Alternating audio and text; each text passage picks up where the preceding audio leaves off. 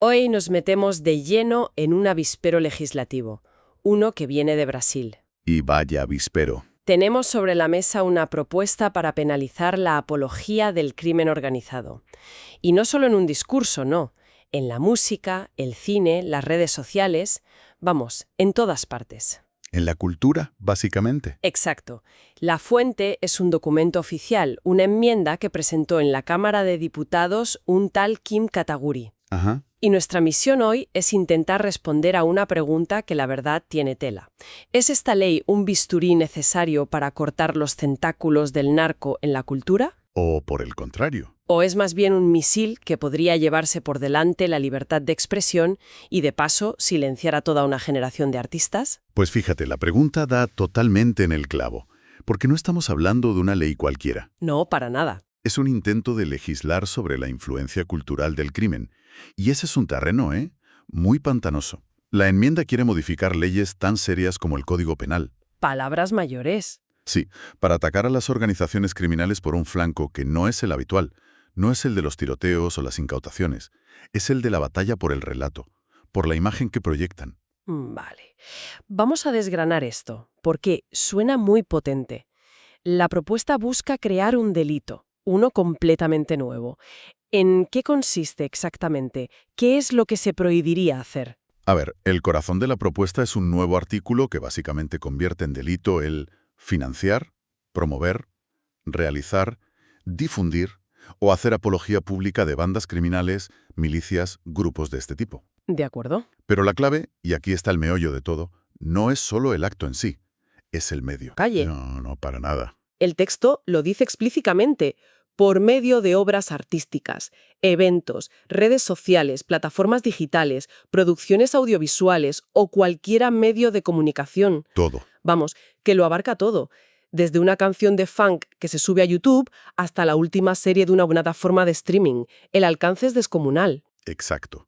No se limita a la propaganda más obvia, a la más directa. La redacción es tan amplia que cualquier forma de expresión cultural que pueda ser interpretada como una exaltación de estos grupos podría caer dentro. ¿Y esa ambigüedad? Que puede ser intencionada, ojo. Claro. Es uno de los puntos más delicados. Totalmente. Sin duda. Porque, a ver, una cosa es una canción que dice «únete a mi banda», que eso está claro. Sí, eso es apología directa. Y otra muy distinta es una película que retrata la vida de un narco. ¿Dónde pones la línea?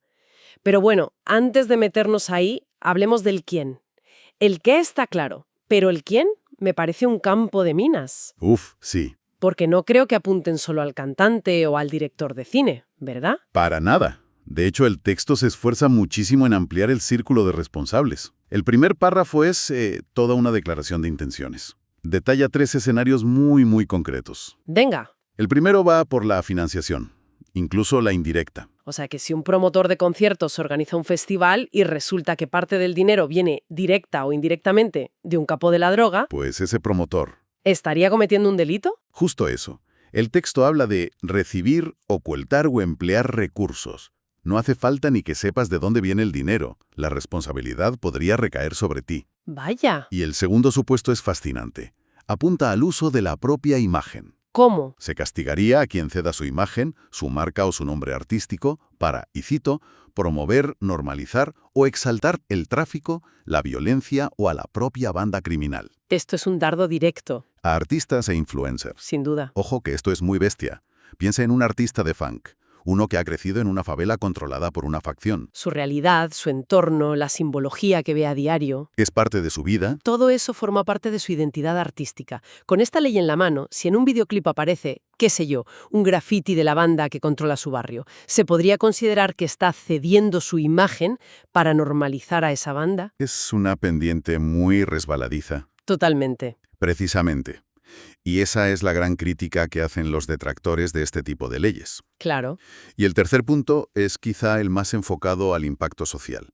Penaliza a quien produzca o divulgue contenido que glamurice o incentive el ingreso de jóvenes en actividades ligadas a facciones. Aquí ya no hablamos de dinero o de imagen. No, Hablamos de la narrativa. exacto.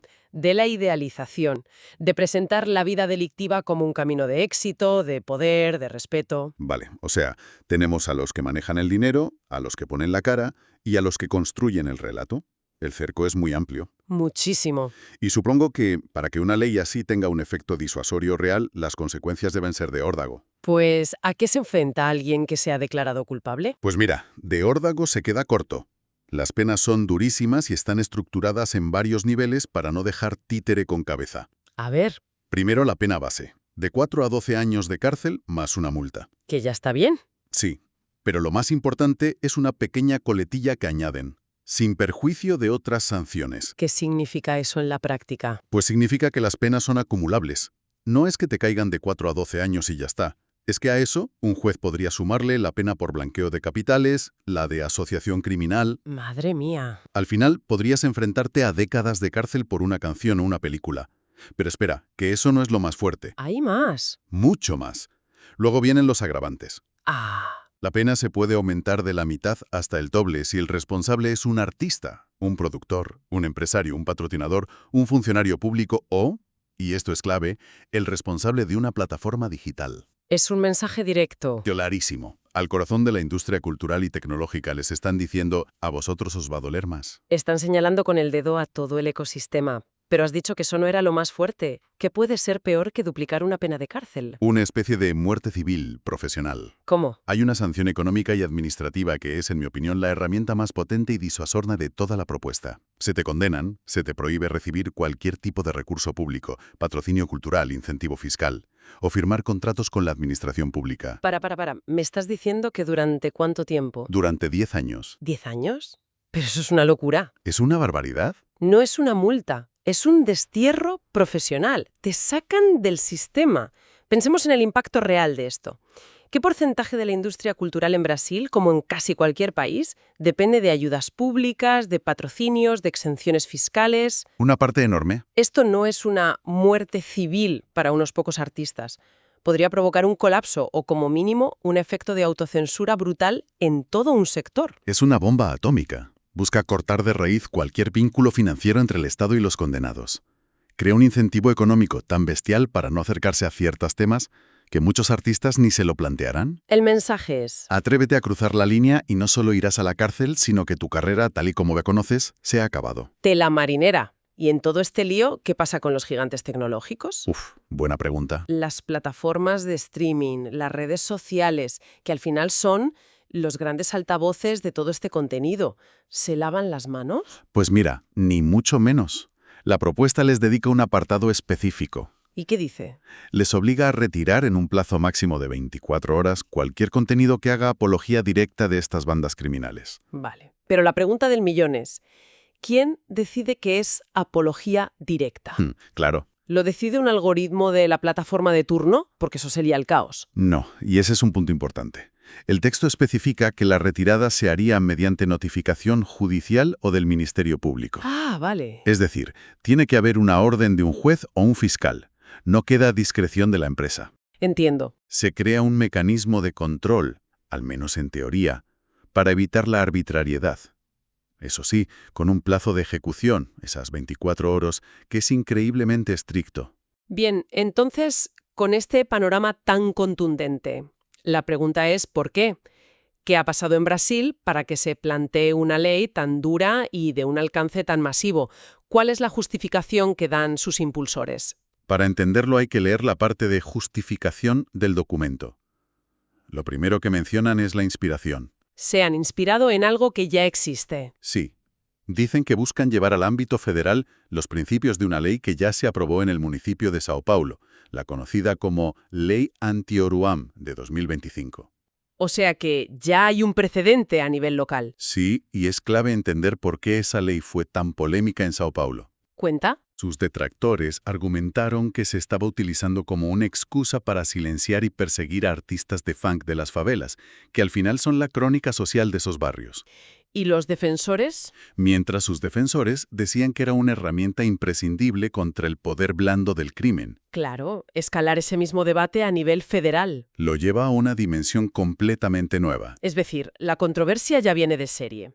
¿Y qué más argumentan en la justificación? El diagnóstico del problema. Sostienen que el crimen organizado moderno es mucho más sofisticado. Ya no solo trafica con drogas o armas, trafica con influencia. Interesante. Utiliza la cultura popular como una herramienta estratégica de relaciones públicas, de reclutamiento, de control social, sobre todo entre los jóvenes de comunidades vulnerables. El documento menciona casos recientes, ¿no? Aunque creo que no entra en detalles, pero sí dice que la música y los videoclips se han usado para glorificar la violencia. Correcto. El argumento de fondo es que el crimen ha encontrado en la cultura de masas un vehículo perfecto para blanquear su imagen, para normalizar sus actividades y para presentarse no como delincuentes, Sino como figuras de poder. de poder y de éxito. Y según los impulsores de la ley, como el diputado King Kataguiri y los que le apoyan, como Pedro Lucas Fernández, hay un vacío legal que permite que esto ocurra. Y el objetivo final que declaran es bastante ambicioso, por decirlo suavemente. Sí, la justificación termina con una frase que es toda una declaración de principios. Dice que la medida es necesaria para reafirmar el carácter educativo y moral del Estado. Fíjate qué palabras. Educativo y moral. No hablan solo de seguridad. Hablan de moralidad y de impedir que la criminalidad se normalice a través de la cultura. Esa frase de reafirmar el carácter educativo y moral del Estado a mí siempre me pone los pelos de punta. Es fuerte, sí. Suena a que el Estado se erige en árbitro de lo que es buen o mal arte, de lo que es una expresión cultural válida o una perversión moral, y ese es un poder muy peligroso. Es el nudo gordiano de todo el debate. Y nos lleva directamente al cierre. Para concluir, entonces, lo que hemos analizado es una herramienta legal de un calibre tremendo. Tremendo. Un intento de cortar las vías de financiación y propaganda que, según sus proponentes, unen al crimen organizado con la cultura popular. No se conforma con castigar al delincuente, busca demoler su capacidad de construir un relato y proyectar poder. Exacto. Y lo fascinante aquí es la pregunta que nos deja sobre la mesa. La justificación, como decías, invoca el carácter moral del Estado. Sí. Esto abre un debate que va mucho más allá de Brasil. Pensemos en una serie como Narcos o Gomorra. Claro. Con una ley como esta en la mano, se podrían haber producido.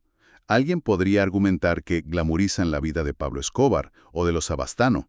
Es una buena pregunta. Al legislar sobre qué arte es aceptable en relación con el crimen, ¿dónde demonios se dibuja la línea entre la apología y la simple representación de una realidad social? Por muy cruda que sea. Es que es imposible casi. La propuesta busca un fin que todos compartimos, que es combatir el crimen, pero nos deja una pregunta endiablada. ¿Puede una ley distinguir eficazmente entre glorificar a un criminal y simplemente contar su historia? Y sobre todo, ¿en manos de quién dejamos esa decisión?